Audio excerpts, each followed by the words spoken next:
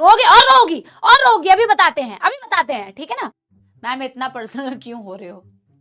तो तुम्हें लगता है हमें डंडे नहीं पड़े, चप्पल नहीं पड़े? इतनी कुटाई हुई है ना बेटा कि क्या बताऊं, बहुत कुटाई हुई है, बहुत पिटी हूं मैं, बहुत। मेरे बोर्ड एग्जाम से पहले, 10th के बोर्ड एग्जाम से पहले भी मैं पिटी हूं, क्या बताऊं बेटा। अपने खुद की जिद की वजह से पिटाई होती थी।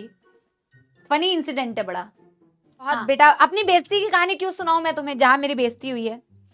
ठीक है, छोटा सा कट शॉर्ट करके बताती हूँ तुम्हें। हुआ ये था कि मेरे 10th बोर्ड का एग्जाम था, हिंदी का एग्जाम था शायद, ठीक है।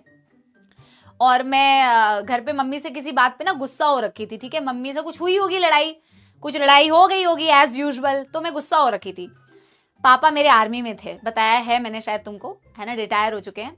तो पापा ऑफिस से आए, है ना, पापा ऑफिस से आए तो पापा बात करने की कोशिश कर रहे हैं मेरे से। और मेरे पापा ऐसा नहीं है बेटा, ओली बेबा ओले ओली ओली क्या हो गया है, बताओ बताओ बताओ मेरे सोना बाबू, ऐसे नहीं करते हैं पापा। पापा को, ठीक है ना, हमारे पापा लोग अलग टाइप के थे। तो पापा कुछ पूछ रहे होंगे, उनकी बातों का मैं जवाब नहीं दे रही थी, और जब जवाब दे रही थी तो बड़ा उल्टा जवाब दे रही थी, है ना। फिर पापा ने कहा कि यार चाय बना दो मेरे लिए, मेरे को बोला था पापा ने, है ना। तो किसी बात पे मैंने पापा से बहुत गंदी तरीके से बहस की, ठीक है ना।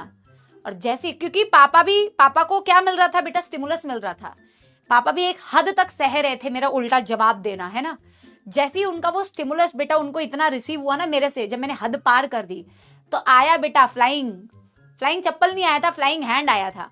और जैसे ही फ्लाइंग हैंड आया और जो मेरा झरना बहा बेटा, वो मेरे लिए स्टिमुलस था, क्योंकि फिर मेरे झरना बहने लग गया।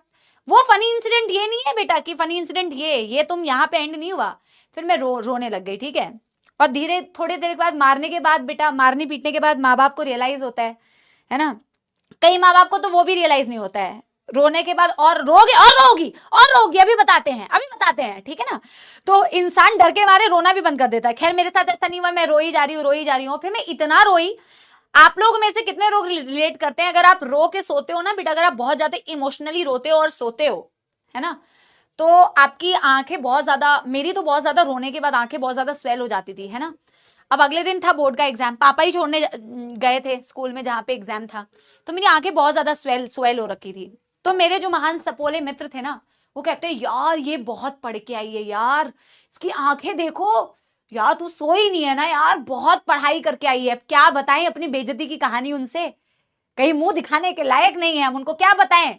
उल्टे हाथ का लाफा पड़ा था, पढ़ाई तो जो किए इसी वजह से आंखें स्वेल हो। सपोलो अपने दोस्तों को तो यही लगता है ये सबसे ज्यादा पढ़ के आई है ना, ये तो टॉप मारेगी, बहुत पढ़ के आई है, सोई नहीं है, आंखें देखो इसकी, ठीक है।